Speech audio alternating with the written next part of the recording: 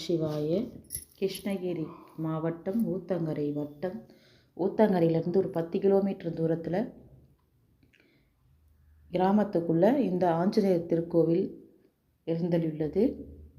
எல்லா கோவில்கள், அதாவது ஆஞ்சநேயர் கோவில், பெருமாள் கோவிலில் என்ன சனிக்கிழமையில் என்ன வழிபாடு முறைகள் நடக்கிறதோ அதே வழிபாடு முறை இங்கு நடந்து கொண்டிருக்கிறது.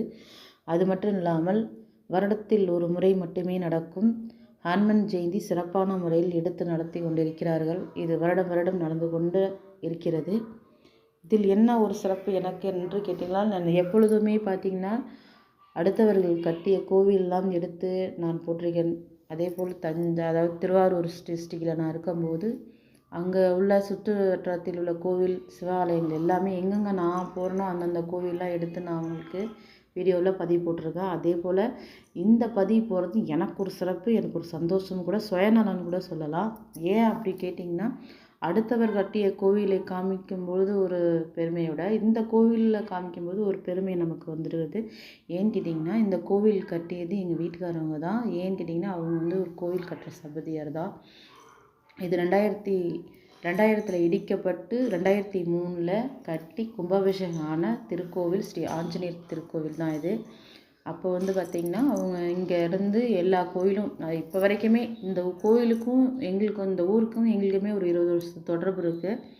இங்கே உள்ள இந்த ஊருக்கு இந்த கிராமத்துக்குள்ளேயே ஆஞ்சநேயர் கோவில், முருகன் கோவில், மலை மேலே இருக்கிற முருகன் கோவில், அப்புறம் பார்த்திங்கன்னா மாரியம்மன் கோவில், இந்த சுற்று வட்டாரத்தில் உள்ள கிராமங்களில் இருக்கிற கோவில்லாம் எங்கள் வீட்டுக்காரவங்க கட்டினது தான். கிட்டத்தட்ட நமக்கு எப்படி சொல்கிறது, இந்த கொரோனாங்கிற ஒரு விஷயம் வரத்துக்கு முன்னாடி வரைக்கும் நாங்கள் இங்கே தான் இருந்தோம். கொரோனா வந்ததுக்கு அப்புறம் தான் நாங்கள் சொந்த ஊருக்கே போகிற ஒரு சூழ்நிலை, வேலையெல்லாம் நின்று ஸ்டாப் ஆகிட்டு அதுக்கப்புறம் இங்கே நாங்கள் இருக்கலை. அதோட 4 வருஷம் கிட்டத்தட்ட நாங்கள் அங்கே தான் இருந்து அதுக்கப்புறம் இப்போ திருப்பி ரீஎன்ட்ரி மாரி இப்போ 2024 லாஸ்ட்டு ஒரு 3 மாதத்துக்கு முன்னாடி தான் இந்த ஊருக்கு வந்திருக்கோம்.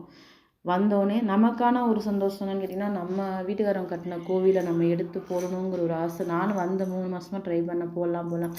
ஆனால் என்ன பெருமை இதில் அப்படின்னு. ஆனால் எனக்கு ஒரு சந்தோஷம், இது எடுத்து எல்லா கோயிலையும் நம்ம போகிறத விட நம்ம வீட்டுக்காரவங்க கட்டி கிட்டத்தட்ட இப்போ 20 வருஷத்துக்கிட்ட நெருங்குது இந்த கோயில்.